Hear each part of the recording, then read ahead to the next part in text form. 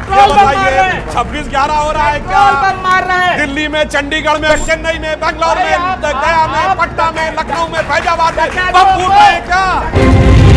आप देख रहे हैं ये देश है हमारा, अमीश देवगन के साथ। नमस्कार व्यूअर्स, मैं हूं अमीश देवगन और आप देख रहे हैं वीकेंड का सबसे भरोसेमंद कार्यक्रम ये देश है हमारा। और इस हफ्ते ये देश है हमारा में हम बात करेंगे तुष्टीकरण की, क्योंकि आरोप लग रहा है कि सेकुलरिज्म का झंडा लेकर कुछ नेता तुष्टीकरण का एजेंडा चला रहे हैं। रामनवमी से ठीक पहले ममता बनर्जी ने एक तरह से चेतावनी देते हुए कहा कि मैं रामनवमी का जुलूस नहीं रोकूंगी, लेकिन याद रखना रमजान का पाक महीना चल रहा है और अगर तुम किसी मुस्लिम इलाके में हमला करते हो तो उसके खिलाफ जोरदार कानूनी एक्शन होगा। यानी खुद एक सीएम ने इलाके को हिंदू मुसलमान में बांट दिया। कुछ मीडिया रिपोर्ट्स में तो यह कहा गया कि ममता बनर्जी ने मुस्लिम इलाकों में प्रभु श्री राम की शोभा यात्रा नहीं निकालने की चेतावनी दी थी। लेकिन नीतीश कुमार भी पीछे नहीं है। बिहार जल रहा था और नीतीश कुमार मुस्कुराते हुए इफ्तार की दावत के मजे ले रहे थे। और फिर बारी आई कांग्रेस पार्टी के दिग्गज नेता श्रीमान कमलनाथ की, जो रोजेदारों के बीच बैठकर कह रहे थे कि आप सबको छिंदवाड़ा संभालना है, मुझे तो अब प्रदेश संभालना है, क्योंकि बीजेपी पूरे देश भर में दंगे फसाद करवा रही है। लेकिन सवाल इन सिर्फ 3 नेताओं का नहीं है, क्योंकि आज जनता जनार्दन के बीच तुष्टीकरण वाली पॉलिटिक्स का इतिहास और भूगोल सब खंगाला जाएगा देश के युवाओं के साथ। और इसी पर होगी देश की सबसे बड़ी चर्चा। यह देश है हमारा में तुष्टीकरण पर सियासी रण। तुष्टीकरण आज का बड़ा विषय है। একজন গুন্ডা বলছে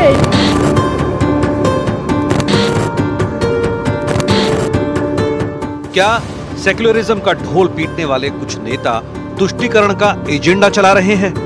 रामनवमी और हनुमान जन्मोत्सव से पहले ममता बनर्जी के बयान पर सियासी बवाल मच गया। আমি রামনবমীর মিছিল আটকাবো না, একটা মুসলিম এরিয়ায় গিয়ে হামলা করলে মনে রাখো তার বিরুদ্ধে আইনত পদক্ষেপ নেবে। सवाल नीतीश कुमार पर भी उठा, जो बिहार में भारी हिंसा के बीच इफ्तार की दावत खाने पहुंच गए। बैकग्राउंड में लाल किले की तस्वीर भी मौजूद थी। देखिए, सारे लोग जिस प्रकार से तुष्टीकरण की राजनीति कर रहे हैं, खाली एक वर्ग के वोट साधने की कोशिश कर रहे हैं और दूसरे वर्ग को पिटने के लिए छोड़ रहे हैं। सेकुलर दुकान का कम्युनल पकवान का पराक्रम चल रहा है। सेकुलर चोला और कम्युनल झोला लेकर के घूम रहे हैं।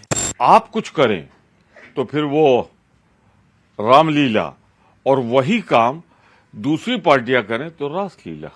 दोनों मुख्यमंत्री वरिष्ठ नीतीश जी भी, ममता जी, ये उन पर छोड़ना चाहिए। इसके बाद नंबर आया कांग्रेस के बड़े नेता कमलनाथ का, जो रोजा इफ्तार में रोजेदारों से कहने लगे, आप सबको छिंदवाड़ा संभालना है, मुझे प्रदेश संभालने दीजिए, क्योंकि बीजेपी पूरे देश भर में दंगे फसाद करा रही है। आप सबको छिंदवाड़ा संभालना है, मुझे प्रदेश संभालने दीजिए। आप सब जगह देख रहे हैं क्या हो रहा है पूरे प्रदेश में, किस तरह दंगा फसाद पूरे देश भर में ये कर रहे हैं, दंगा फसाद। और जहाँ तक इफ्तार की बात है, या होली मिलन की बात है, या दीपावली के टाइम पे एक दूसरों की मिलने की बात है, हमारे देश में गंगा जमुनी तहजीब चलती है। देश के संसाधनों पर पहला हक, और कांग्रेस मुसलमानों की पार्टी है, यहां तक पहले भी कई बार तुष्टीकरण का मुद्दा उठ चुका है। लेकिन सबसे बड़ा सवाल है कि क्या कुछ नेता वोट के लिए सामाजिक सौहार्द पर चोट पहुंचा रहे हैं? आज इसी सवाल पर जनता के बीच होगी सबसे बड़ी बहस। तो जनता जनार्दन के बीच ये सबसे बड़ी बहस होगी। एक बार फिर अभिनंदन है आप सबका। मेरे साथ कौन कौन जुड़ रहा है? स्टूडियो में हमारे साथ मौजूद है सुधांशु त्रिवेदी, बीजेपी के प्रवक्ता और सांसद, आपका अभिनंदन है। जोरदार तालियों से सुधांशु त्रिवेदी का स्वागत करिए। मेरे साथ मौजूद है स्वामी दीपांकर, आध्यात्मिक गुरु है, हर विषय पर अपनी राय रखते हैं, आपका अभिनंदन है। सुरेंद्र राजपूत कांग्रेस पार्टी के प्रवक्ता है और लखनऊ से खासतौर पे आए हैं, उनका अभिनंदन है। मेरे साथ राजकुमार भाटी है, प्रवक्ता समाजवादी पार्टी के, उनका अभिनंदन है। शोएब जमई है, जाने माने मुस्लिम चिंतक है, डॉक्टर है, आपका भी अभिनंदन है इस चर्चा में। और आपके लिए जोरदार तालियां जनता जनार्दन के लिए भैया। और व्यूअर्स, सबसे पहले तो आपको बहुत बहुत आभार मेरा आर पार की रिकॉर्ड व्यूअरशिप के लिए। आपका बहुत बहुत आभार। आर पार को आपने रिकॉर्ड व्यूअरशिप दी है जो अभी तक चैनल्स में किसी को नहीं मिली, वो आर पार को मिली है। तो इस अप्रत्याशित सफलता के लिए आपका बहुत बहुत साधुवाद। मैं शुरुआत करता हूं सुरेंद्र राजपूत भाई आपसे। सुरेंद्र जी, कहां से कहां तक आ गए? यानी बंगाल में मुख्यमंत्री कहती है मुस्लिम इलाका, बिहार में सरकार आपकी है, यानी साझा सरकार है, नीतीश बाबू सीएम है, आप छोटे पार्टनर नहीं सही लेकिन सरकार तो आपकी है। वहां पर बस्ती जल रही है और नीतीश बाबू इफ्तारी खा रहे हैं। क्या आपको लगता है यही है सेकुलरिज्म की परिभाषा? एक तरफ मुस्लिम इलाका, दूसरी तरफ इफ्तार की पार्टी। बोलने देंगे, बीच में तो नहीं टोकेंगे। बोलिए, 60 सेकंड आपके हैं सर। बहुत शुक्रिया। कहते हैं ना कि दुरंगी छोड़ एक रंग हो जा, सरासर मोम या फिर संग हो जा। ये दंगे जितने भी रामनवमी के पवित्र अवसर पर हुए हैं अमीश भाई, ये इसका बिहार कनेक्शन क्या है? इसमें भारतीय जनता पार्टी के कार्यकर्ता क्यों पकड़े जा रहे हैं? मुंगेर से लड़के क्यों पकड़े जा रहे हैं? आप मेरे को बताओगे? आप मेरे को बताओगे कि ये दंगे सिर्फ बंगाल में, बिहार में और महाराष्ट्र में ही क्यों हो रहे हैं? क्योंकि भारतीय जनता पार्टी की हालत पतली है वहां पर, इसलिए आपको मुद्दे उठाने पड़ रहे हैं। इनके सहयोगी मीडिया पार्टनर्स को मुद्दे उठाने पड़ रहे हैं। कह रहे हैं ना कि लश्कर भी तुम्हारा है, सरदार तुम्हारा है, और तुम झूठ को सच लिख दो, अखबार तुम्हारा है। और इस दौर के फरियादी जाएं तो कहां जाएं? सरकार तुम्हारी है, दरबार तुम्हारा है। अरे भाई, दंगों को फ्यूल करने के लिए कार्यकर्ता भारतीय जनता पार्टी भेजती है। जब वो पकड़े जाते हैं, मनीष साहू जैसे लोग पकड़े जाते हैं, मुंगेर का वो सुमित जैसा लड़का पकड़ा जाता है, वो बाकायदा जाता है तो दंगे अचानक से शांत भी हो जाते हैं। आप पूछते हैं उनको, सच बात यह है कि कड़ी कार्रवाई होगी। जहां जहां भाजपा कमजोर है वहीं वहीं दंगा क्यों हो रहा है? लेकिन आपको मनीष सुमित याद है, लेकिन जिन्होंने पेट्रोल बम फेंका, जिन्होंने पत्थर फेंके, उनके नाम लिया आपने पाए। लेकिन सवा मिनट आप बोले। अब सुधांशु त्रिवेदी की बारी है। सुधांशु त्रिवेदी, हम कहां से कहां तक आ गए? पार्टी के लोग 9 दिसंबर 2006 मैं कोट कर रहा हूं फॉर्मर प्राइम मिनिस्टर को। वो कहते हैं कि खासकर मुस्लिमों का संसाधनों पर पहला दावा होगा। यह डॉक्टर मनमोहन सिंह ने 9 दिसंबर 2006 में बोला था। एक नई योजना को जब वो लेकर आ रहे थे तब उन्होंने इस बात को बोला था। Point number 1। और वहां से हम मुस्लिम इलाके तक आ गए। ये देश सेकुलर है लेकिन इलाके मुस्लिम होने लग गए। सुधांशु त्रिवेदी, ये जो बता रहे हैं ना, दंगे के लिए लश्कर भी तुम्हारा है, सरकार तुम्हारी है, दरबार तुम्हारा है। जिन जगहों पे हो रहे हैं वो असलियत मुंह से निकल गई, क्योंकि दंगाइयों को पता है कि बंगाल में लश्कर किसका है, बंगाल और बिहार में दरबार किसका है, इसलिए उनका कॉन्फिडेंस है। अब मैं एक फैक्ट बोलना चाहता हूं। देखिए, आपने पूछा कहां से कहां तक। स्वतंत्रता का अमृत महोत्सव वर्ष है, जानते हैं हम कहां से कहां तक पहुंचे? आजादी के बाद पहले कहा गया मुस्लिम एजुकेशनल इंस्टीट्यूशंस होंगे, नेहरू जी के जमाने में मदरसे अलग हो गए। इंदिरा जी के जमाने में मुस्लिम पर्सनल लॉ, अब कानून अलग हो गया। उसके बाद मुस्लिम तीर्थ यात्रा को विशेष स्थिति, कोई बात नहीं, हज सब्सिडी हो गई। उसके बाद मुस्लिम प्रॉपर्टी हो गई, वक्फ अलग हो गया। उसके बाद मुस्लिम संसाधन, इनके जमाने तक, मनमोहन सिंह जी के जमाने तक, अब मुस्लिम इलाका हो गया। कहां से कहां तक पहुंचे ये आप समझिए। इसलिए मैं कहना चाहता हूं, इन्होंने क्या किया जी, इन्होंने अपनी वोट बैंक की राजनीति के लिए क्या किया?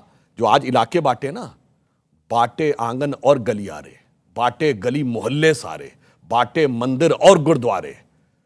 तुमने शिक्षा और व्यवस्था में भी मजहब की मियाद बांट दी। तुमने एक वोट की खातिर देश की हर बुनियाद बांट दी। जी ठीक है, आपने अपनी बात को 1 मिनट 2 सेकंड के अंदर रखा। राजकुमार भाटी, वक्त आपका है। राजकुमार भाटी, तुष्टीकरण की जब बात आती है तो आपके ख्याल में क्या चीज आती है, और क्या आपको लगता है जो बिहार के मुख्यमंत्री नीतीश कुमार कर रहे थे, क्या वो जायज था? जब उनका इलाका यानी सासाराम और बिहार शरीफ में इस तरह का घटनाक्रम हो रहा था, क्या इफ्तारी इतनी जरूरी थी मुस्कुराते हुए करना?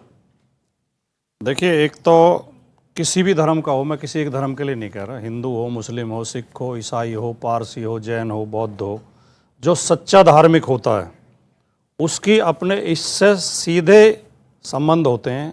उससे किसी शोर शराबे की, किसी दिखावे की, किसी प्रदर्शन की कतई आवश्यकता नहीं होती। जो सच्चा धार्मिक है और जो धर्म का चोला ओढ़कर कुछ और करना चाहते हैं, राजनीति करना चाहते हैं, सरकारें बनाना चाहते हैं, वोट को प्रभावित करना चाहते हैं, दंगे कराना चाहते हैं, वो इस तरह के ड्रामे करते हैं।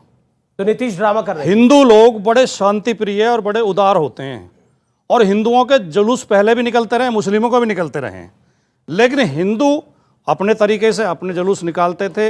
रामचरितमानस या हनुमान चालीसा या सप्तशती के जो पाठ होते थे वो हिंदू अपने मंदिरों में बैठकर, अपने घरों में बैठकर करते थे। अब ये नया दौर शुरू हुआ है भारतीय जनता पार्टी की कृपा से और आरएसएस की कृपा से कि उग्रता के साथ माथे पर पट्टी बांध के, मुट्ठी बांध के, तलवार त्रिशूल लेकर निकलते हैं, उग्र नारे लगाते हैं और जहां जहां मस्जिद दिखाई देती है हिंदू उग्र नारे लगा रहे हैं। मस्जिद क्यों? आपने वीडियो नहीं देखे? आप कह रहे हैं हिंदू उग्र नारे लगा रहे हैं। मैंने शुरुआत जो की, मैंने जो शुरुआत मैं तो आपसे मैं हर धर्म के देखिए, आपने 1 मिनट 15 सेकंड बोला, मैं आपको 15 सेकंड और देता हूं, उसके बाद मैं स्वामी दीपांकर के बाद आऊंगा क्योंकि उग्र हो गए हैं ये लोग। अब पहली बात तो जब सुधांशु जी बोले हम बहुत शांति सुन रहे थे। बिल्कुल अच्छी आपको बात भी सुना कहेंगे क्योंकि इनकी सरकार है, जिम्मेदारी की ज्यादा बातें इन्हें करनी चाहिए, लेकिन हम बोल रहे हैं तो वो चिल्ला रहे हैं बीच में। 1 मिनट 15 सेकंड बाद बोले हैं कोई भी? नहीं, क्यों बोले हैं? 1 मिनट हो गया आपका। पहले राउंड में 60 सेकंड आपने कहा हिंदू कर रहे हैं, मैं किसी एक धर्म को तो आपने बोला उग्र है, अभी आपने बोला। रामनवमी के जुलूसों में जगह जगह वीडियो हैं, पूरे देश में हैं। दूसरा सवाल आप ये करोगे वहीं क्यों हुआ जहां जहां बीजेपी की सरकार नहीं है? नहीं, महाराष्ट्र में भी हुआ, जहां गुजरात में भी हुआ, सरकार कार्रवाई में हुई, बैठे वहां दंगे कार्रवाई हुई, एक दिन के बाद रुक गया सब दंगाई कुछ। विपक्ष में है वहीं तो करेंगे। ओके, तो ये देश की शांति को भंग करने का षड्यंत्र है। मैं आपका टोटल टाइम काउंट कर रहा हूं, टाइमर मेरे पास चल रहा है, 2 मिनट 9 सेकंड आप बोले आपका विशेष जी, आभार। जी, इसके बाद डबल टाइम आपने लिया है। उसके बाद स्वामी दीपांकर, एक बात बताइए, सवाल है मेरा ये, और ये राजकुमार भाटी ने जो बात बोली उसी से प्रेरित ये सवाल है, आप मुझे बाइस्ड भी कह सकते हैं इसके लिए। आप लोग उग्र क्यों हो गए हैं? इतने नारे क्यों लगा रहे हैं? इतना गाना बजाना क्यों करना है? रामनवमी के मौके पर, नवरात्रि के मौके पर आराम से निकालिए अपनी यात्राएं, शोर मचाने की क्या जरूरत है? हिंदुस्तान के अंदर हिंदू को आप इतना उग्र होके क्यों घूमना है? घूमे कहीं और। दुनिया के अंदर कितने मुल्क हैं आपके, बताइए देश को। हाथ कंगन को आरसी क्या और पढ़े लिखे को फारसी क्या, बहुत कुछ बताने और कहने की जरूरत नहीं है। जो आपने कहा जरूरी नहीं कि वो आप आज कह रहे हैं। मुझे हैरत इस बात की है कि जब झारखंड के पलामू में तोरण द्वार बना था तब पत्थर कहां से आए थे बताने की जरूरत है क्या किसी को? जब फवाद हाकिम किसी सीनियर पत्रकार को बुलाकर कहते हैं कि ये मिनी पाकिस्तान है और उससे कुछ समय बाद ही झगड़े शुरू होते हैं और इस प्रकार के दंगे शुरू होते हैं, तो किसी को कहने की जरूरत है? ऐसे वीडियो समाज में बहुत सारे तैरते हैं, मगर मैं कुछ तथ्य वो रख रहा हूं आपके सामने जो तथ्य ऑथेंटिक है और आप गूगल पर सर्च कर सकते हैं। राम की शोभा यात्रा पर जो पत्थर पड़े, पहले उन्हें जूस पिलाया गया, उसके बाद उसी शोभा यात्रा पर पत्थर पड़े। तो मेरी करबद्ध प्रार्थना है, इन्हें आप जूस भले ही मत पिलाइए पर पत्थर मत मारिए। पत्थर से दिल दुखता है यार, खासकर। काट रहा हूं आपको बीच में, सवाल गलत बात है। नहीं, गलत, मैं सवाल ये है कि आप भाटी जी के उसमें नहीं बोले, नहीं, मैं उनको भी बोला, उनको भी, सुधांशु भाई के उसमें। इस गरीब से क्या दिक्कत है? कोई गरीब ना, ऐसा कुछ नहीं है। बोलिए। नहीं, मेरा सवाल है, आप ही को मैं 30 सेकंड दे रहा हूं, आप ही को 30 सेकंड दे रहा हूं। एक बताइए, आप लोगों को इतना उग्र होने की जरूरत क्यों है? दादा, हम लोग उग्र होते तो अमीर खुसरो कहते कि छाप तिलक सब छीनो मुंह से ना मिलाए के। बुल्ले शाह कहते आज खेलूंगी होली रसिया क्या बिस्मिल्लाह। हम लोग कहां उग्र हैं दादा? हम कभी उग्र रहे नहीं हैं। पर मैं एक चुनौती के साथ और बड़ी जिम्मेदारी के साथ आपके माध्यम से देश से और सामने बैठे समाज से पूछना चाहता हूं, 23 में शोभा यात्रा नहीं निकाल पा रहे, 33 में शव यात्रा ले जा पाइएगा? बड़ी जिम्मेदारी के साथ कह रहा हूं, खुद सोचिए। जी, मैं रुक करता हूं आपका। क्या आपको लगता है कि सेकुलरिज्म का चोला पहन के इस देश में कुछ नेता तुष्टीकरण का नाटक कर रहे हैं? मेरा डायरेक्ट सवाल है डॉक्टर शोइज भाई। उल्टी गंगा बहा रहे हैं क्या आप? ये तस्वीर देख रहे हैं? ये तस्वीर एक मस्जिद के सामने से शोभा यात्रा गुजर रही है और पूरी मस्जिद को तिरपाल से ढक दिया गया। देखिएगा सुधांशु जी गौर से, ऐसी कई रंग ना जाए उसके अंदर। नहीं, होली के टाइम की तस्वीर है ये, नहीं, जिसके ऊपर ये हमने रिपोर्ट भी अभी करा था। होली के टाइम की नहीं है, ये रामनवमी की है अभी इस वक्त। कौन सा राज्य बताइए? हैदराबाद। क्योंकि प्रशासन, किसकी सरकार है? हैदराबाद में किसकी सरकार है? मैं बता रहा हूँ, प्रशासन ये किसकी सरकार है? बता रहा हूँ, हजरते सेकुलर सियासत मुहाफिजे इत्तेहादुल मुसलमीन। प्रशासन ये कहता है, इसलिए तो ढका है। प्रशासन ये कहता है कि भाई यहाँ से जो शोभा यात्रा निकलेगी मुमकिन है कि इस मस्जिद पर हमला हो सकता है, इसलिए आप पूरी मस्जिद को ढक दीजिए, कहीं दंगाई इसको देखकर उत्तेजित ना हो जाए और उत्तेजनक आपत्तिजनक नारे न लगाएं, इसलिए इसको ढक दिया जाए। और ये मस्जिदें ढक दी गई। ये भारत की तस्वीर है जहां पे अल्पसंख्यकों के जो धार्मिक स्थल उसको ढक दिया जाता है क्योंकि शोभा यात्रा निकल रही है। उस जगह सर मेजॉरिटी में है। मैं आपको एक बात कहता हूं, पुराने हैदराबाद में यहाँ कोई नहीं कह रहा है कि यहाँ से कि हिंदू उग्र है, हिंदू हमारे भाई भी हैं, हमारा तो साथ उठना बैठना और एक प्लेट में खाने जैसा रिश्ता है। लेकिन ये जो कौन उग्र हैं, उग्र उनको डिफ्रेंशिएट कीजिए कि वो जो भारतीय जनता पार्टी, बजरंग दल, वीएचपी का जो कॉकटेल है ना, ये टॉक्सिक कॉकटेल, ये उग्र है। और हम बोलेंगे उग्र है क्योंकि यही उग्र भीड़ नालंदा के यहाँ से मदरसा अजीजिया को जला देती है। सर 4500 कुरान शरीफ जल जाता है, आपको और हमको पीड़ा नहीं होगी? यही उग्र भीड़ नालंदा के एक डिजिटल इंडिया शोरूम को लूट के 5 करोड़ का माल लूट लेती है, और सासाराम में यही उग्र भीड़ बीजेपी नेता के आगे चलते चलते सासाराम में मुसलमानों की बस्तियां जला देती है। आपको यहां से ये उग्र भीड़ नहीं दिखाई देती? ये सवाल इसलिए मैं कह रहा हूं क्योंकि यहां पे सुधांशु जी इतिहास के जानकार भी, मैं बात खत्म कर रहा हूं। ये आज की परंपरा नहीं, बस 30 सेकंड में खत्म कर रहा हूं। 30 सेकंड बोलिए।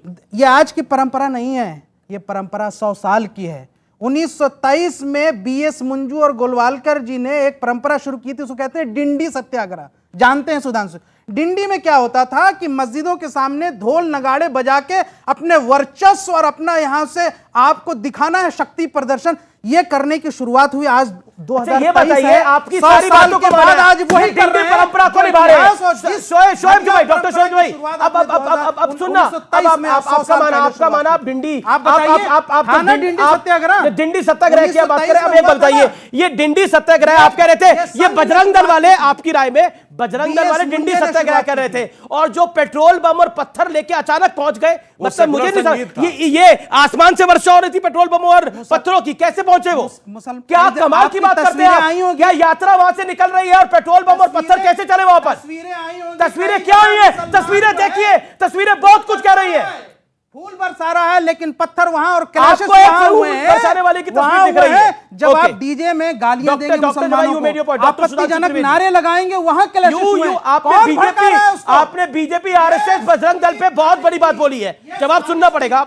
ओके डॉक्टर सुधांशु, इन्होंने कहा, आपकी वीडियो तो आएगी। एक सेकंड, मैं क्या नहीं बोल पाऊंगा, क्या बोलूंगा? मेरे मुंह में हाथ मत डालिए, मेरे मुंह में हाथ मत डालिए। मैं बहुत कुछ जानता हूं, इसलिए बस अभी ओके डॉक्टर सुधांशु, मैं इस पॉइंट बाय पॉइंट जवाब देता हूं। बुलाया है। ओके सुधांशु बोलिए।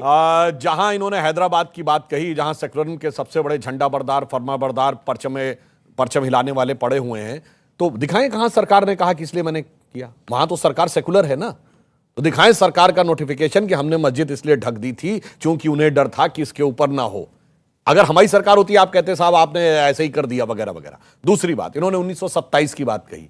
इस देश में नफरत का बीजारोपण जानते क्या हुआ? 1916 लखनऊ कांग्रेस अधिवेशन, जब मुस्लिम लीग ने कहा कि मुसलमानों के लिए सेपरेट कॉन्स्टिट्यूएंसी होगी, पृथक निर्वाचन क्षेत्र, और कांग्रेस ने मान लिया। और उसके बाद आपको पता है इस देश में निर्वाचन क्षेत्रों का नाम क्या था? जैसे आज आप कहते, मैंने 1916 बोला सर, आज से 10 साल पहले, आपने जो बोला उससे 10 साल पहले सर, आपने टर्न पे प्लीज, अब आपको होता है जैसे आज आप कहते हैं सामान्य कॉन्स्टिट्यूएंसी और SC ST कॉन्स्टिट्यूएंसी, ऐसे ही होती ना लोकसभा विधानसभा। उस समय जानते क्या था? Mohammedan constituency and non Mohammedan constituency. जैसे यह देश मुस्लिमों का हो, यानी मुस्लिम निर्वाचन क्षेत्र और गैर मुस्लिम निर्वाचन क्षेत्र। और ये कहते हैं हिंदू बहुत उग्र हो रहा है, इसीलिए 9 राज्यों में अल्पसंख्यक हो गया है।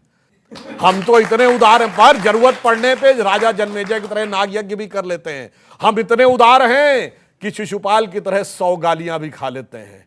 पर 100 पूरे होने के बाद अटल जी की वो कविता याद है ना, हिंदू तनमन हिंदू जीवन रग रग हिंदू मेरा परिचय, उसकी पहली छंद याद करिएगा। मैं शंकर का वा क्रोधानल कर सकता जगती छार छार, मैं डमरू की भयंकर ध्वनि नचता जिसमें भीषण संहार, रणचंडी की अतृप्त प्यास, मैं दुर्गा का उन्मत्त हास, मैं यम की प्रलयंकर पुकार, जलते मरघट का धुआंधार, फिर अंतरतम की ज्वाला से जगती में आग लगा दूं मैं।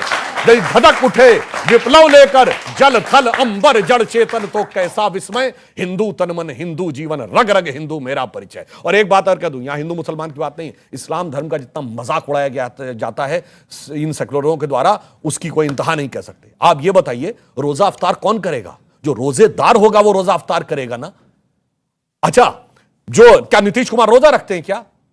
मतलब ना बुलाने वाला रोजेदार, और 10 में से 9 नेता जो आते हैं वो गैर मुस्लिम है, ना आने वाला रोजादार खामखा का रोजा अफ्तार। जैसे आप व्रत रखते हैं तो जब व्रत रखेंगे तो व्रत का उद्यापन करेंगे ना जी। अच्छा, मैंने व्रत रखा नहीं और मैं देवी जी को मानता भी नहीं, मगर देवी जी के व्रत का उद्यापन कर रहा हूं। ठीक है, ये इस्लाम का मजाक उड़ाना है कि नहीं? कि इस्लाम को मैं मानता नहीं, रोजेदार मैं हूं नहीं, मगर रोजा अफ्तार कर रहा हूं। 30 सेकंड में। ठीक है, 30 सेकंड आपको दिए। देन सुरेंद्र राजपूत एक लाइन में सुधांशु जी, मेरा निवेदन पूरा कर दो। हुआ एक लाइन सर, भूल जाते हैं अपने वो नारे, महंगाई और बेरोजगार जैसे दिख जाता है रोजा अफ्तार। अच्छा ठीक है, अच्छा डॉक्टर जवाई 30 सेकंड। देन सुरेंद्र राजपूत त्रिवेदी बड़े ज्ञानी व्यक्ति हैं। इनके हिसाब से जो मुसलमान दिवाली नहीं मनाता उसको अपने हिंदू भाइयों के घर नहीं जाना चाहिए, जो पूजा नहीं करनी चाहिए उसे, जो नहीं आप कहते शामिल नहीं होना चाहिए। राजपूत जी मैं तो डर गया आप जी, आप नहीं क्यों आपको डरने की बात है? हम तो सवाल पूछ रहे अरे वहां से सबसे पूछ रहे थे, हमारे पास यहाँ आ गए। नहीं, मेरा तो क्योंकि आपको ये लोग बोलना कम दे रहे थे इसलिए मुझे आना पड़ा। लेकिन देखिए, हम तो सबके साथ मैच आपने फिक्स करा रखा था। चलिए, आपकी यही आपका मुगालबा है। आपको लगता है कि सारे मैच फिक्स होते हैं। ये राहुल गांधी जी वाला मैच भी फिक्स है क्या? आप नहीं, इनके साथ फिक्स कर रखा है क्या? हो तो जाता, लेकिन राहुल गांधी है वो जी, राहुल गांधी है वो, नहीं फिक्स है। चलिए, मैं इसको ज्यादा नहीं कुरेदूंगा, लेकिन मेरा सवाल आपसे बहुत सरल है। क्या आपको लगता है कि ये जो पूरा तुष्टीकरण का बीज है, इसके पीछे इसकी जननी कांग्रेस पार्टी है, जैसा बीजेपी बार बार आरोप लगाती है? क्या आपको लगता है कि अगर शाहबानो का फैसला ना पलटते, डॉक्टर मनमोहन सिंह वो वाला 2006 वाला बयान ना देते, और फिर इनकलाब अखबार के अंदर एक बड़ी कहानी नहीं छपती जिसमें मुस्लिम उलेमा दिग्गजों के सामने कांग्रेस पार्टी ने माना कि हाँ, हम मुसलमानों की पार्टी हैं, क्या आपको लगता है कि उसने आपको पॉलिटिकली डेंट करा है? और अब अगर आप नीतीश या ममता के साथ खड़े होते हैं, वो भी पॉलिटिकली डेंट करेगा। Do you agree to it? 3-4 चीजें हैं अमीश भाई। सच बात यह है कि भारतीय जनता पार्टी और उनके समर्थक लोग या तो इतिहास की बात करते हैं या करते हैं भविष्य की बात, वर्तमान की बात ही नहीं करते। पुराने जमाने में क्या हुआ क्या नहीं हुआ, किसी बादशाह ने क्या किया, किसी राजा ने क्या किया, या किसी और चीज ने क्या किया, उसको आप छोड़ दीजिए ना। नीतीश और ममता तो वर्तमान में ही है। 2 मिनट अब आप सुनिए, तो वही तो हमने कहा ना कि आप हमें बोलने नहीं देंगे। भाई सुधांशु से पूछेंगे राम की स्पेलिंग, आचार्य से पूछेंगे कृष्ण की स्पेलिंग, सुरेंद्र राजपूत से पूछेंगे चेकोस्लोवाकिया की स्पेलिंग। ये बड़ा मसला है। नहीं, मैंने तो आपसे पहले राहुल गांधी के बारे में पूछा। सुन तो लीजिए, इससे सरल क्या सवाल होता?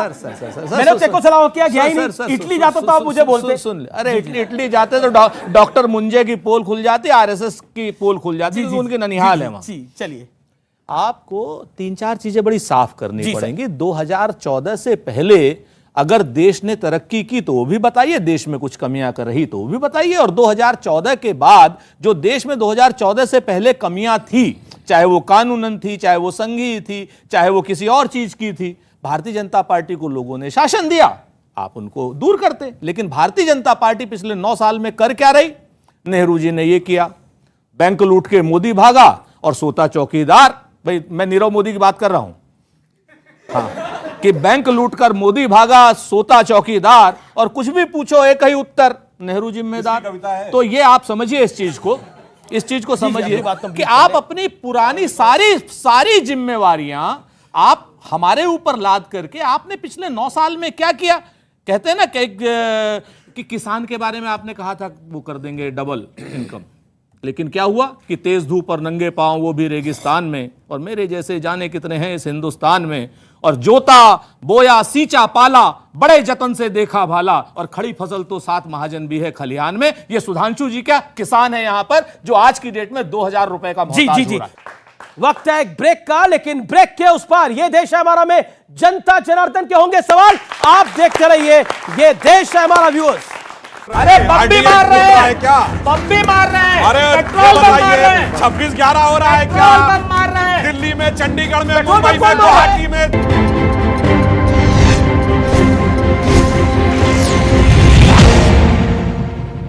वेलकम बैक व्यूअर्स, आप देख रहे हैं ये देश है हमारा, और देश है हमारा के एडिशन में आज हम बात कर रहे हैं तुष्टीकरण की, जनता जनार्दन के बीच।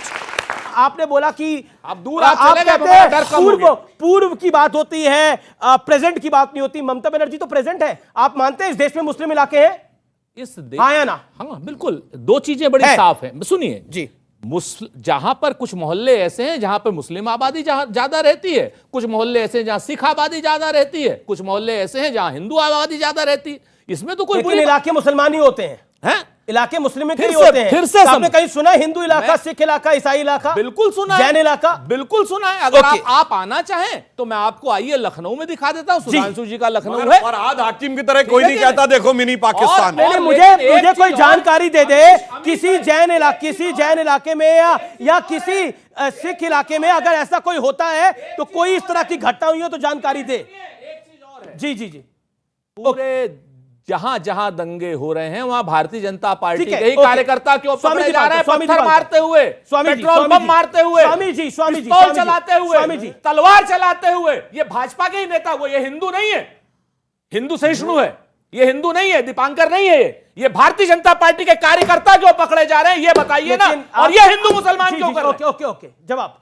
बम तो नहीं फूट रहे, अरे बम भी मार रहे हैं क्या? बम भी मार रहे हैं। अरे पेट्रोल बम मार रहे हैं। 26/11 हो रहा है क्या? पेट्रोल बम मार रहे हैं। दिल्ली में, चंडीगढ़ में, मुंबई में, गुवाहाटी में, चेन्नई में, बेंगलोर में, गया में, पटना में, लखनऊ में, फैजाबाद में बम फूट रहे हैं क्या? डकैतों को वो हाकिम चले बना दो, गए, डकैती बंद हो जाती है। डर और आप डर लग रहा है, डर नहीं लग रहा है कि डकैतों को तब डर हाकिम नहीं लगता, बना तो दो, आप डर। डकैतों को अच्छा, राजा चलिए। बना दो, डकैती बंद हो जाती है। अच्छा, आप कहीं ट्रेन में लिखा होता मैंने छूना कहा नहीं ना। बम विस्फोट हो जाएगा? कहा हमने आपसे, अब प्लेटफॉर्म पे लिखा रहता छूना नहीं विस्फोट हो जाएगा। हाकिम बना दो, डकैती बंद हो जाती क्या है। कह रहे हैं आप? और वो क्या कह रहे हैं आप? हाँ क्या बिल्कुल, कह रहे डकैतों को हाकिम बना दो, डकैती बंद हो जाती है। क्या आप कह रहे हैं कि देश में टेररिस्ट एक्टिविटी बीजेपी करवा रही थी? क्या कह रहे हैं आप? नहीं कहता। नहीं आपने बोला, ये तो बहुत अच्छी बात कर रहे हैं। और क्या बोला?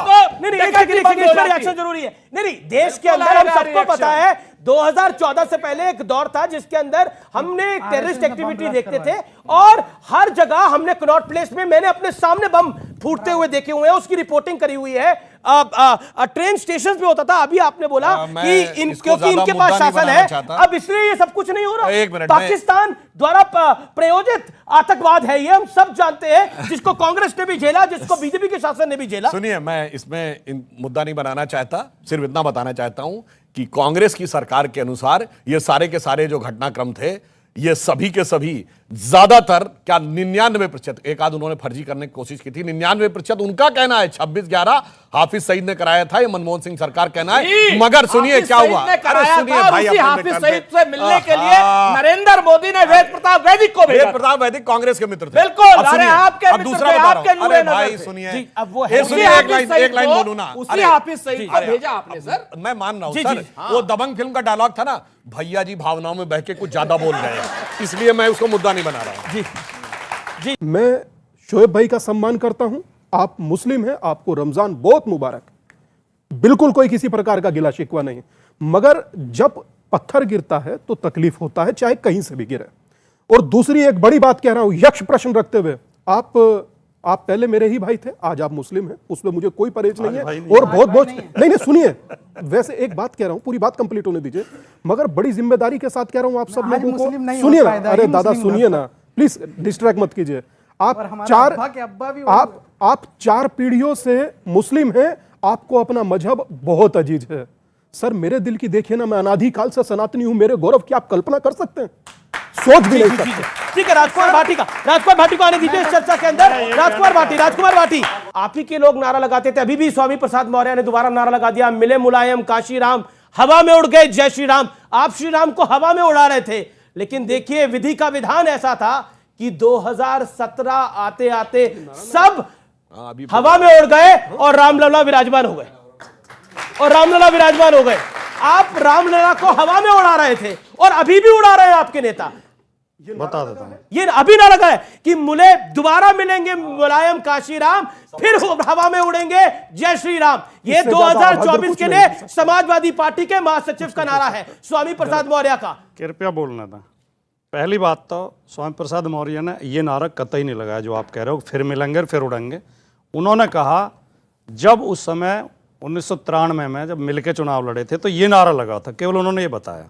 हवा में किसको उड़ाया था बताइए? मैं बता हवा में किसको उड़ाया था बताइए? मैं बता रहा हूं, लेकिन जो मुलायम क्लियर नहीं स्वर्गीय मुलायम सिंह और स्वर्गीय कांशीराम जी को तो मिला दिया, जी, कृपया वो तो ऊपर भी मिल रहे होंगे, लेकिन एक सेकंड, हवा में किसको उड़ाया था बताइए? हवा में उड़ाने की प्रभु राम को क्या आवश्यकता थी? कृपया मुझे थोड़ा समय देखिए, आज के युग में मीडिया की बहुत बड़ी भूमिका है।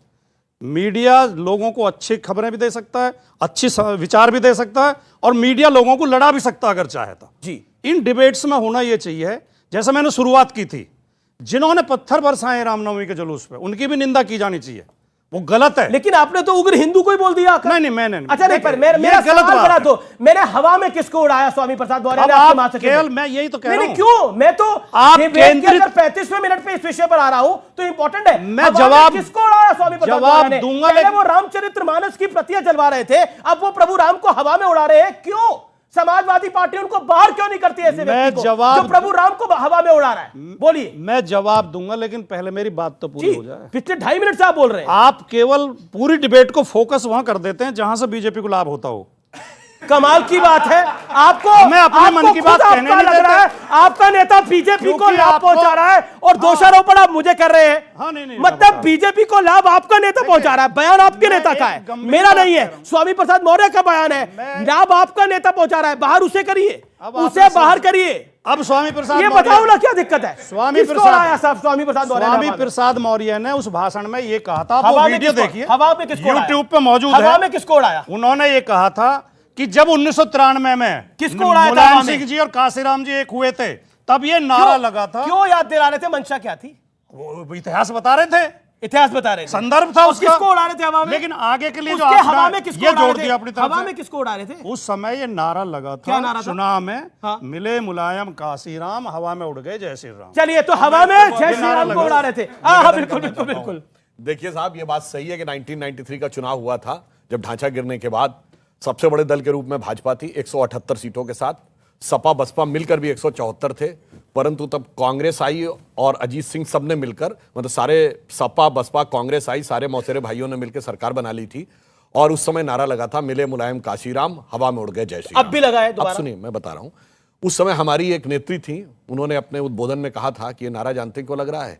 कि आपकी एकता में और शक्ति में थोड़ी सी कमी रह गई है।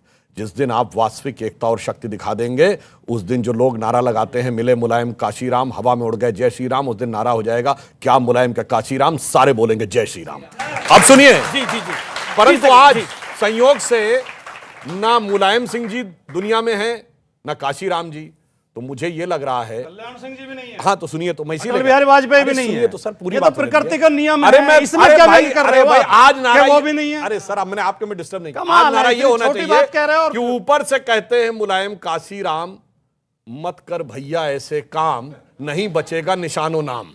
हर जगह पर सिर्फ दंगे ही दंगे हो रहे हैं। कोई रामनवमी पे कर रहा है, कोई रोज़ेदारे बोल रहे हैं, बट ये नहीं समझ रहे कि हिंदुस्तान एक है। मुस्लिम और हिंदू या फिर कोई भी जाति हो, कोई भी, हर कोई एक है। सबको एक साथ मिलना चाहिए। एक दूसरे के विरोध इतना करना ज़रूरी थोड़ी है। बहुत अच्छा सवाल है, बहुत अच्छा सवाल है। इस सवाल के लिए ताली, इस सवाल के लिए ताली। सर, मेरा सवाल कांग्रेस के प्रवक्ता से और स्वयं सर आपसे है। सर, मैं बिहार के औरंगाबाद ज़िले से आता हूँ। मेरे जस्ट बगल में रोहतास ज़िला है, और आपने जैसे सासाराम में जो दंगे हुए उनका जिक्र किया, तो मैं आपको बता दूं कि औरंगाबाद में भी साल 2017 में एक ऐसा ही दंगा हुआ था, जहां पर रामनवमी का जुलूस निकल रहा था और बहुत सुनियोजित तरीके से छत के ऊपर से पत्थर चलाए गए थे। और सासाराम में भी आप जहां का बात कर रहे हैं, वहां भी लगभग कुछ ऐसा ही सीन है। और दूसरी बात सर, मैं आपसे सवाल करना चाहता हूँ कि बिहार में आपकी सरकार है, मिलीजुली सरकार है आपकी महागठबंधन की, वहाँ पे बिहार पुलिस आज मिला के कुल 16वीं बार पिटी है पिछले 6 महीने में। इस बारे में आप क्या कहना चाहिए? 16वीं बार, ठीक है। ये दोनों आपके दोनों सवाल बड़े महत्वपूर्ण है। जी जी, शोएब भाई आप आइए अपने बात का उसमें जवाब भी आ जाएगा। बहुत देर से मैं कुछ बोला भी नहीं हूँ। देखिए, एक बात आई थी कि भाई यहाँ से हिंदू इलाका नहीं होता है।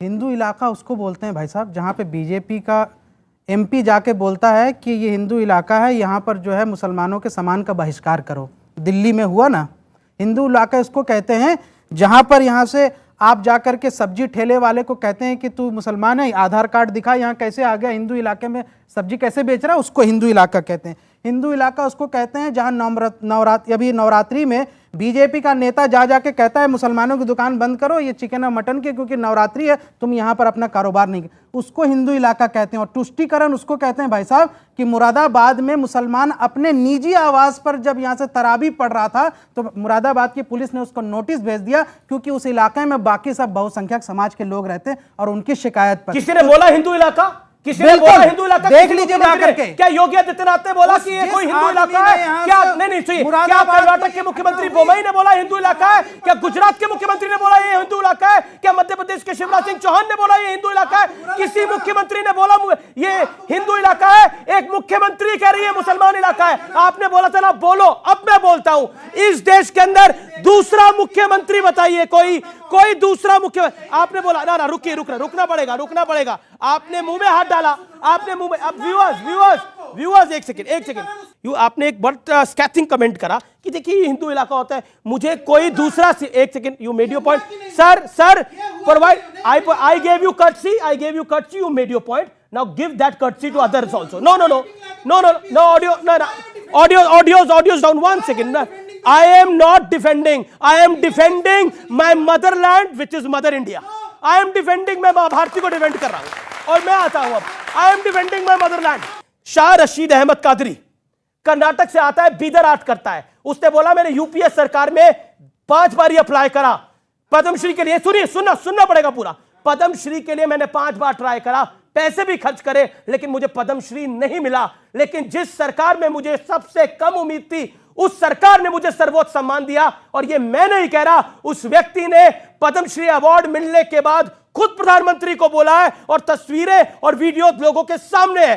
अब आप मुझे बताइए, सुनना पड़ेगा। आपने बोला बोलो, अब बोलो सबका साथ और सबका विकास क्या होता है? अब बोलो सेकुलरिज्म की असली परिभाषा क्या है? क्या मुस्लिम इलाका कहने में सेकुलरिज्म है या सम्मान देने में सेकुलरिज्म है? तय करें आप। भाजपा के लिए मत बोलो, अपनी बात करिए, बोलो। इस तरह के स्कैथिंग कमेंट से कुछ नहीं होगा। अब आप सुन लीजिए, आपने शेख रशीद की बात की ना, कादरी वो अभी हमारे साथ ही थी, अभी मैंने अपने घर पे ले जा करके फिर उनको सम्मान करके अभी विदा करके आया हूँ। पद्मश्री से बड़ा क्या सम्मान? नहीं, बिल्कुल। पद्मश्री से बड़ा क्या सम्मान होगा? ठीक है, बड़ा एहसान करा उनको, आप घर ले गए। पद्मश्री से बड़ा क्या सम्मान होगा भाई? हमारा सौभाग्य है सर, अभी वो उनको अच्छा, विदा करके पद्मश्री मिलने से पहले कभी बुलाया था? सुनिए, ये 2000 सर आप जानते होंगे, सदन में आप हैं, 2017 में सरकार ने एक पॉलिसी निकाली कि अब जो है कोई नॉमिनेशन मिनिस्ट्री या प्राइम मिनिस्टर के ऑफिस से नहीं होगा, बल्कि पब्लिक नॉमिनेट करेगी और वोटिंग सिस्टम होगा। तो उसमें मुसलमान भी, हिंदू भी, सारे धर्म के लोग उसमें लाभान्वित हुए। हाँ, तो ईमानदारी से हुआ ना। यहाँ से अनसंग हीरो है वो आ रहे हैं, ठीक है। ऐसा नहीं है कि पद्मश्री पद्म अवार्ड पहले मुसलमानों, 95 मुसलमानों को यहाँ से पहले भी पद्मश्री पद्म अवार्ड, और 9% और लगभग 16.5% जो है पिछले सरकारों में भी पद्मश्री, पद्म भूषण और पद्म विभूषण मिल चुका है सर। ऐसा कोई नई बात नहीं है। और उन्होंने कहा है क्या 2017 में पॉलिसी निकाली? हाँ, पॉलिसी सरकार किसकी थी भाई? सरकार थी, ठीक है, अच्छी बात है। किसकी? मैंने कहा किसकी? तो क्या मुसलमान कोई खास तौर पर मुसलमान के लिए नहीं? सरकार किसकी थी? अरे बताने में क्या, मुसलमान के लिए नहीं हुई। 2017 में, मैं बताता हूं, एक सेकंड, 2017 में नरेंद्र मोदी की सरकार थी। अब नरेंद्र मोदी के लिए क्यों बैटिंग कर रहे हैं भाई? कौन अभी करिए, आपने पिछले 1.5 मिनट उन्हीं के लिए बैटिंग कर रहे थे आप। अरे सर, सच को बोलने में बैटिंग नहीं कहते, सच को बोलना बैटिंग नहीं होती, वो सच्चाई होती है। Sudhanshu Trivedi, despite the fact कि आपको यह पता है कि वोट मिलने की संभावना बहुत कम है, परंतु फिर भी ईमानदारी से काम करो। यह होता है सरकार में रह के सबका साथ सबका विकास करना। पर एक बात इन्होंने बहुत पूछा था इलाका, तो मैं पूछना चाहता हूं शोएब जमाई साहब, आप जानकार व्यक्ति हैं इस्लाम के, एक देश बताइए जहां इस्लाम धर्म के सारे फिरके पाए जाते हो। कोई ऐसा देश नहीं, केवल भारत है, कोई मुस्लिम देश नहीं है, चूंकि यह हिंदू मेजॉरिटी का देश है।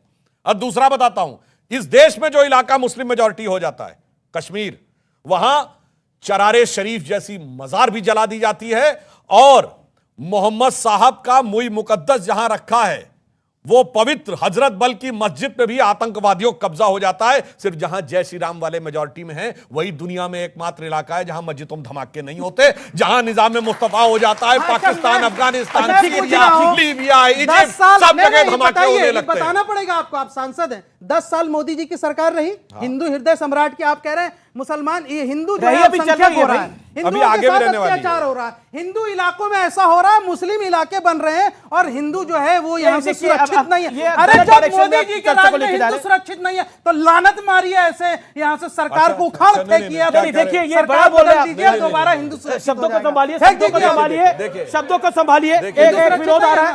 ओके ओके ओके ओके, आप जी। मेरा आप तीनों से निवेदन है, राजकुमार जी से, भाटी जी से और अपने जमाई साहब से। जब किसी भी भाजपा शासित राज्य में जब दंगे होते हैं तो आप लोग कोहराम मचा देते हैं, लेकिन जब गैर भाजपा शासित में राज्यों में दंगे होते हैं आराम फरमाते हैं। जी जी जी।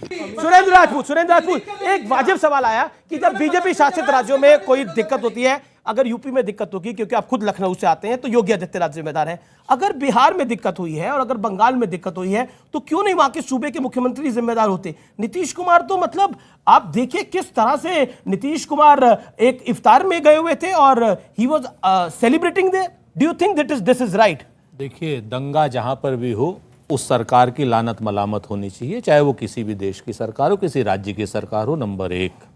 नंबर 2, दंगे के ऊपर प्रभावी कार्रवाई होनी चाहिए और साथ में ये भी पता लगाया जाना चाहिए पूरी तरीके से कि सारे के सारे दंगाई जब पकड़े जाते हैं वो सारे भाजपाई क्यों निकलते हैं। आप भाजपाइयों के अलावा कोई और दंगाई पकड़ा ही नहीं जा रहा आज की डेट में। सारे के सारे आप देखो, पिस्तौल वाले तो भाजपाई, बल्लम वाले तो भाजपाई, पत्थर उठा के मारने वाला तो भाजपाई। ये सारा का सारा जो खेल तुष्टीकरण का है और उन्हीं जगहों का है जहां पर भारतीय जनता पार्टी कमजोर है। बस देखिए, इन्होंने बिल्कुल सही कहा है। पॉलिटिक्स आप करते हैं, तुष्टीकरण आप कर रहे हैं।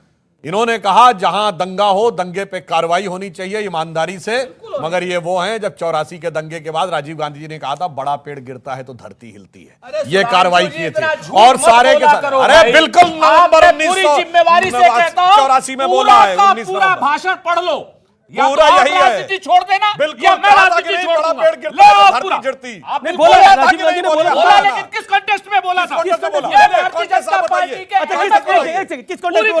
राजीव गांधी ने जब सिखों का नरसंहार हो रहा था, हमारे सिख भाइयों का नरसंहार हो रहा था, तब ये किस कंटेस्ट में बोला गया था जब बड़ा पेड़ गिरता है तो धरती हिलती है? बिल्कुल कहा। क्यों कहा? उन्होंने कहा था एक भाषण, जब दंगे शांत हो गए थे उसके 20 दिन बाद का भाषण था। तो क्या मतलब था इसका? पहले हाँ बताइए ना। हमेशा एक बात, अगर आपको भाजपा की बैटिंग, नहीं, मेको किसी की बैटिंग नहीं करनी। हाँ जी। उसके बाद एक क्या नाम सेमिनार में बोल रहे थे, सेमिनार में नहीं पब्लिक में था भाई, बोट क्लब की भाषण रैली में था, क्या पूरी बात तरीके कर सुन लीजिए पब्लिक, वीडियो फुटेज अवेलेबल है, वीडियो बचने के फुटेज स्कोप नहीं है। एक सेकंड, लेट हिम कंप्लीट। और या तो आप राजनीति छोड़ दीजिए बोलिए, या मैं छोड़ दूंगा, अगर वो दंगे। हम चाहते हैं दोनों रहे, कोई ना छोड़े। झूठ भाजपा बोलती है कि उन्होंने कहा था उन्होंने किस संदर्भ में उन्होंने कहा था कि देखिए दंगे हुए, पहले के सेंटेंस एक बड़ा वो मरा, कौन मरा, क्या नाम, बड़ा वो मरा, क्या मुंह से इंदिरा गांधी का इंतकाल हुआ था। कहा ना, सुधांशु जी अब मूल रूप से राजपाल यादव के रोल में आ गए हैं।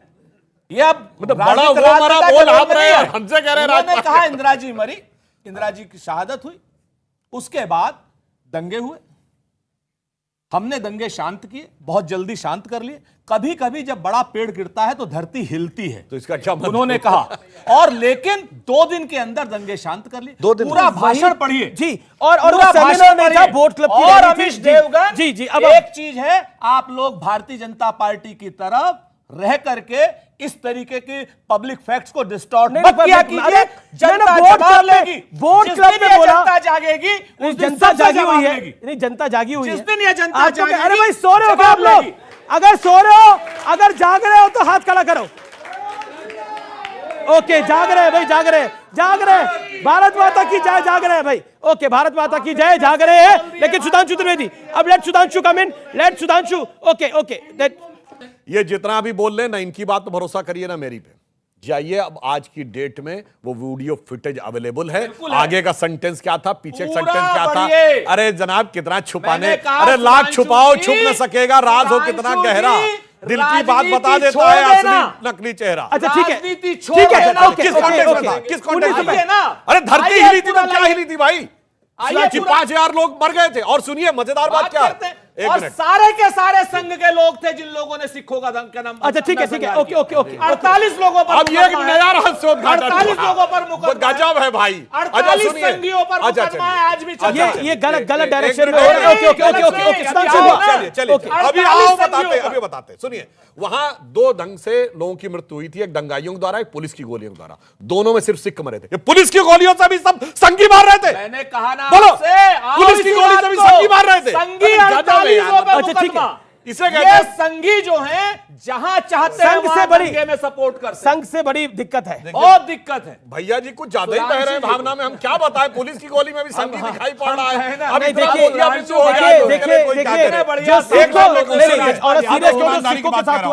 देखिए हम आपको बात बताएं, जानते क्यों दंगे नहीं होते आज की डेट में? अगर टेक्नोलॉजी का यूज किया जाए तो हमारे राज्यों में क्यों नहीं होते? ऊपर ऊपर ड्रोन चलता है। क्यों? वो देखता है किस घर में पत्थर है।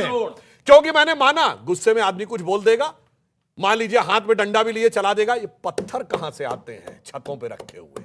ये अगर कई दिन पहले से नहीं रखे गए होते हैं तो नहीं आते। और जब से ड्रोन चलने लगे और पत्थर दिखा जाने लगा, वो कह रहे ट्रक में आते, ट्रक में आते। सुनिए, ट्रक में आए, दिल्ली में भी सुनिए, एक जी, मिनट, दिल्ली में भी ताहिर हुसैन के घर में पत्थर ही नहीं, एसिड की बोतलें भी थी। और इतना ही नहीं, वो एंगल आयरन वाला गुलेल भी बना के रखा गया था। एसिड ये और वो भी अनायास आ गया था। लेकिन सवाल बड़े सारे हैं। आखिरी 3 मिनट है, आखिरी 3 मिनट है। वो कह रहे हैं कि अब 2035 तक तो पूरा न्याय करेंगे इन लोगों के साथ। मैं तो अभी 23 से 33 का आंकड़ा दिए थे कि आज शोभा यात्रा नहीं, 33 में शव यात्रा संभव है, पर मैं उस पर अब जाना नहीं चाहता। मैं आगे बढ़ चुका हूं। मैं कुछ आगे की महत्वपूर्ण बातें कहना चाहता हूं।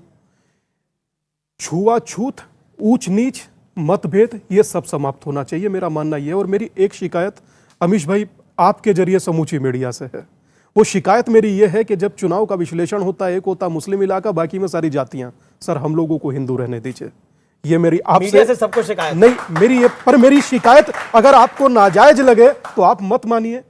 पर हाँ, इतना जरूर कहूंगा कि हिंदू नववर्ष इस बार हम सब लोगों ने, पार्टियों को नहीं कुछ बोलते। कोई कहता है मुस्लिम यादव, कोई कहता है दलित मुसलमान। मैं पार्टियों के नाम नहीं ले रहा, लेकिन मुस्लिम यादव किस पार्टी का वोट बैंक है इस देश के अंदर हमें पता है। दलित मुसलमान किस पार्टी का वोट बैंक होता था हमें पता है, बिहार से लेकर यूपी तक। दादा वर्तमान आज की डेट के अंदर भी कर्नाटक के चुनाव के अंदर कौन कहता है बैकवर्ड और मुस्लिम साथ आएंगे तो फलानी पार्टी जीत जाएगी। मैं मात्र इतना कहना चाहता हूं कि हमें जातियों में बांटिए नहीं।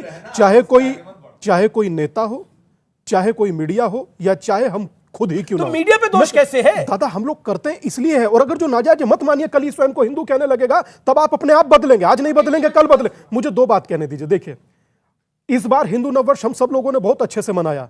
अब आपको कारों के पीछे जाति नहीं, कितने लोगों ने हिंदू लिखा देखा? अपने आप से दिल से बताइए। कम से कम नहीं तो कई हजार कारों पे मात्र हिंदू लिखा था, जाति नहीं लिखी थी। सर मेरा सवाल आपसे ये है, बार बार यही बोला जा रहा है बीजेपी का लाभ हो रहा है, बीजेपी का लाभ हो रहा है। 2014 में जब बीजेपी आई और आगे भी जब बीजेपी आएगी, दोनों हिंदू मुस्लिम के वोटों से आएगी। तो बीजेपी का कहाँ से लाभ हो रहा है? तो दोनों पार्टियों से हो रही है। हिंदू मुस्लिम का बंटवारा बीजेपी नहीं कर रही। ओके राजकुमार भाटी 20 सेकंड में इसका जवाब। शुरू से एक लाइन पे हूं मैं, फिर से ही दोहराना चाहता हूं कि इस डिबेट्स का प्रयोग हम हिंदू मुस्लिम भाईचारा बनाने के लिए भी कर सकते हैं, देश की एकता बनाने के लिए भी कर सकते हैं।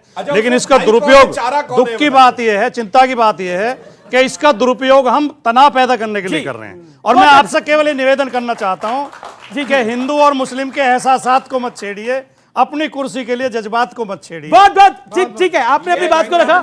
भाई हैं और स्वामी जी चारा है। ठीक है, ओके। कौन चारा है? सुनिए, बात तो हिंदू मुस्लिम भाईचारे की थी ना, इसमें भाई कौन है और चारा कौन है समझ लीजिए। एक लाइन और जी। ये जो लोग चाहते हैं ना कि जातियों में विभाजित रहे, जो पार्टियां कहती है ना सामाजिक न्याय के नाम पे जातियां, इनमें से एक पार्टी बताइए जिसने अपनी जाति के किसी योग्य व्यक्ति को कभी मुख्यमंत्री। शुक्रिया।